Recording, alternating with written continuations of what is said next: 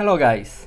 So, Toph Beifong is one of the most adored characters in Avatar franchise. Today we're gonna imagine how would Toph's real-life house be, inspired by her earthbending background and completely adapted to her visual impairing. My name is Alan, I'm an architect, and let's see how it turned out.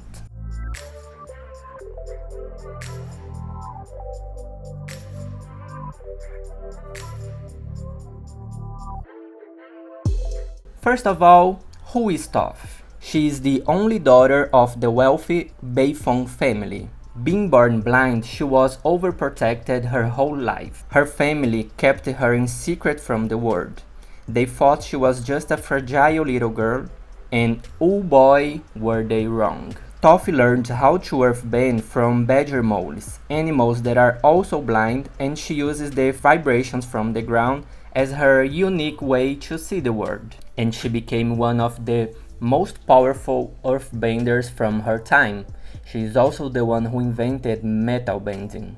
Toph can be a little girl in appearance, but her personality is very strong, sometimes even rude. Kind of a shield she developed to protect her feelings, but at the bottom she has a very good heart and considers Team Avatar as her own family.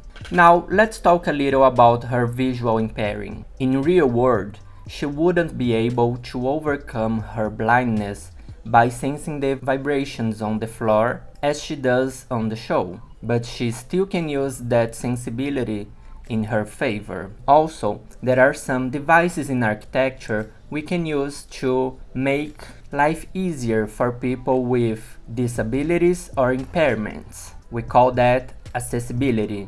To make a place accessible for everyone is to think of the obstacles a person would have accessing that space and thinking of solutions to overcome those obstacles. A very good example of that is to build inclines so a person on a wheelchair could access different levels of a building or access a building coming from the street. Another example is those tactile floors used to guide blind or visually impaired people on public spaces. Accessibility is very important on public spaces to make sure everyone feel included and capable of accessing any place by themselves. But we should think that it's also important on our homes. Let's imagine you have a grandparent that is very old or has some difficulty walking.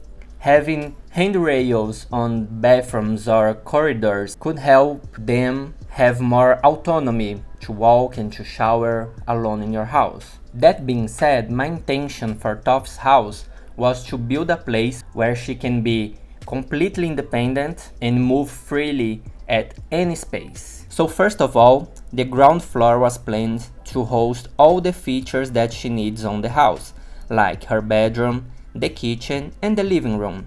The second floor is meant for guests' rooms mostly. I've kept the whole floor open to avoid that feeling of labyrinth and created a tactile floor to indicate the rooms, making it easier to move inside the house. The tactile floor doesn't need to be that bright red or yellow as we normally see on streets. Those are meant for visually impaired people that still can distinguish forms and colors with good light. However, Toph is completely blind, so the color doesn't matter at all, making it possible to change only the texture and making the color blend into the decoration.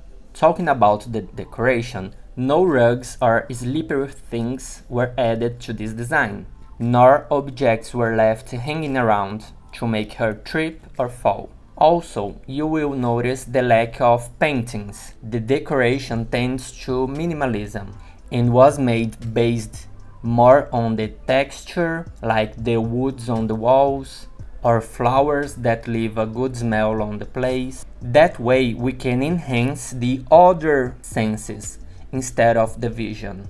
The pool area has another interesting feature. A strip filled with rocks surrounds the pool, acting as an invisible fence. The idea is similar to the tactile floor. On this case, a very different texture, the rocks, are added to a wider strip on the floor. It's not the same for every case, but the architect can talk to his or her client and see if a solution is comfortable for them. In Toffee's case, I think it's totally fine to have this invisible fence, because she's used to walking around barefooted. That leaves us with the exterior of the house. I wanted to make a house that resembles a cave on the format, to be true to her earthbending background, and I've chosen compact stone to form its shape. So let's see how this contemporary, accessible cave house turned out. Hope you like it.